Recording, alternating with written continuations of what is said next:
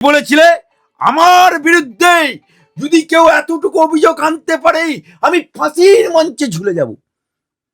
তোমার বিরুদ্ধে অভিযোগ আজকে বাংলার বুকে তোমার অভিযোগ তুমি ফাঁসির আসামি না, তুমি বিনয় বাদল দীনেশ না, তুমি স্বাধীনতা সংগ্রামী না।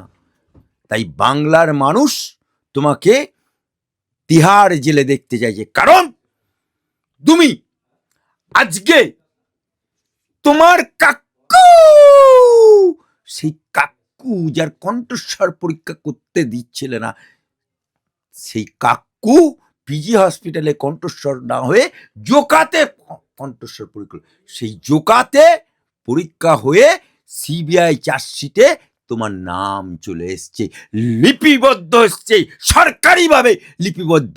চলো কোথায় তোমার